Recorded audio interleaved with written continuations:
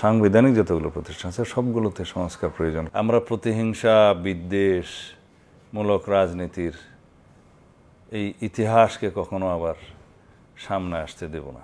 বর্তমানে যে বাংলাদেশে বসে আছি, এটি রক্তস্নাত বাংলাদেশ, এটি রক্তাক্ত ছাত্র জনতার বিপ্লবের মধ্য দিয়ে আমি এটাকে অভ্যুত্থানের চাইতে আরও বেশি মহান কিছু বলতে চাই।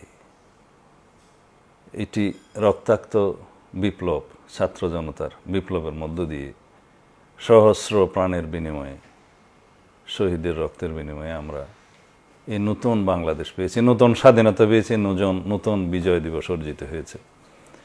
এখানে জন আকাঙ্ক্ষা অনেক বেশি, যেটি একটু আগে আপনি বলছিলেন 2030 সালের একটি ভিশন জাতির সামনে বিএনপির পক্ষ থেকে আমাদের নেত্রী দেশনেত্রী বেগম খালেদা জিয়া উপস্থাপন করেছিলেন। তাতে আমরা জাতির কাছে অঙ্গীকার করেছি, প্রতিশ্রুতি দিয়েছি যে আমরা একটি নতুন বাংলাদেশ চাই, আমরা নতুনভাবে শুরু করতে চাই। এই শুরুটা হবে সাম্যের ভিত্তিতে, জাতীয় ঐক্যের ভিত্তিতে। এগিয়ে নিতে হলে ভালোবাসা, সাম্য, মৈত্রী এবং সবাইকে ঐক্যবদ্ধভাবে এগিয়ে যেতে হবে।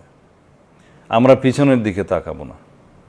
আমরা প্রতিহিংসা বিদ্বেষমূলক রাজনীতির এই ইতিহাসকে কখনো আবার সামনে আসতে দেব না।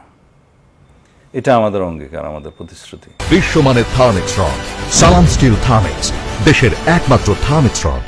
যারা আমাদের সন্তানরা শহীদ হয়েছেন, যারা এই বৈষম্য বিরোধী আন্দোলন করতে গিয়ে জাতিকে মুক্ত করেছেন, ফেসিবাদ মুক্ত হয়েছে জাতি, তাদের সবারই প্রত্যাশা, স্বপ্ন ছিল একই রকম, যে তারা একটি বৈষম্য বিরোধী, সাম্য, ভ্রাতৃত্ববোধ, মানবিক মর্যাদা এবং সামাজিক সুবিচারের বাংলাদেশ দেখতে চায়, যেটা আমাদের স্বাধীনতার ঘোষণার মূল মন্ত্র। আমরা সেই লক্ষ্যে বিভিন্ন সাংবিধানিক প্রতিষ্ঠান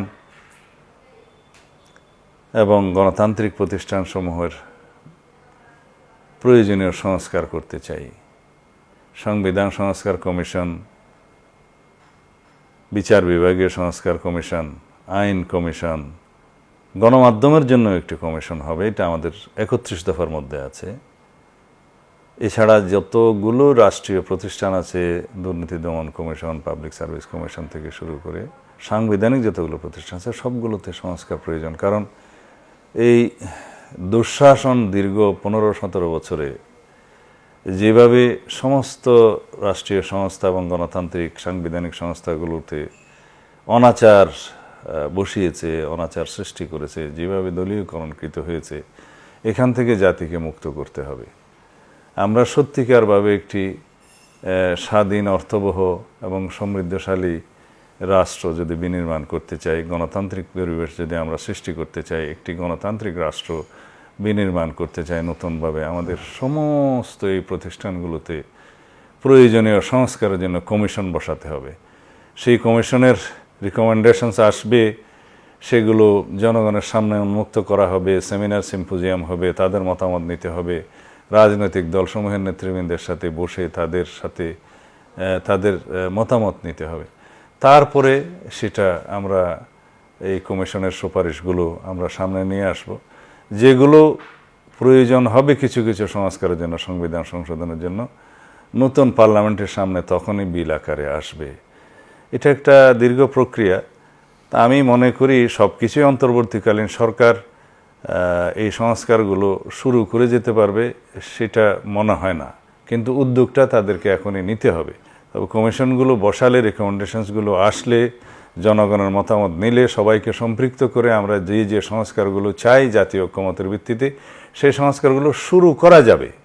এবং বাকি কাজটা করতে হবে একটি সামনের গণতান্ত্রিকভাবে সুষ্ঠু পরিবেশে নির্বাচিত সরকারকে।